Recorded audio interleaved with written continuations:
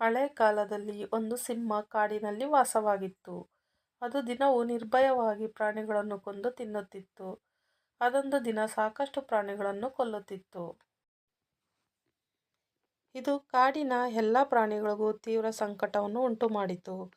ಒಂದು ದಿನ ಎಲ್ಲ ಪ್ರಾಣಿಗಳು ಒಟ್ಟಾಗಿ ಸೇರಿ ಸಿಂಹನ ಬಳಿ ಹೋಗಿ, ನಾವು ಎಲ್ಲ ಪ್ರಾಣಿಗಳು ನಿಮಗೆ ಪ್ರತಿದಿನ ಒಂದು ಪ್ರಾಣಿಯನ್ನು ಆಹಾರವಾಗಿ ನೀಡುತ್ತೇವೆ.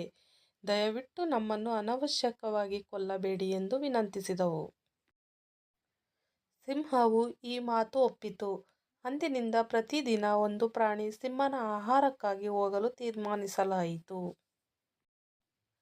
ಒಂದು ದಿನ ನರಿಯು ತನ್ನ ಸಾಲದಂತೆ ಸಿಂಹನ ಬಳಿ ಹೋಗಬೇಕಾಯಿತು. ಆದರೆ ಅದು ದಾರಿಯಲ್ಲಿ ಬಹಳ ಸಮಯ ಯೋಚಿಸಿ ಸಿಂಹನ ಬಳಿಗೆ ತಡವಾಗಿ ತಲುಪಿತು. ಕೋಪಗೊಂಡ ಸಿಂಹ ಕಾರಣ ಕೇಳಿತು. ನರಿ ಬುದ್ಧಿವಂತಿಕೆಯಿಂದ ಹೇಳಿತು, ಮಹಾರಾಜ, ನಾನು ಮತ್ತೊಂದು ಸಿಂಹವನ್ನು ನೋಡಿದೆ. ಅದು ತಮಗೆ ಸ್ಪರ್ಧೆ ನೀಡುತ್ತಿದೆ ಎಂದು ಹೇಳಿತು. ಇದನ್ನು ಕೇಳಿದ ಸಿಂಹ ತಕ್ಷಣ ಆ ಸಿಂಹವನ್ನು ಹುಡುಕಲು ಹೊರಟಿತು.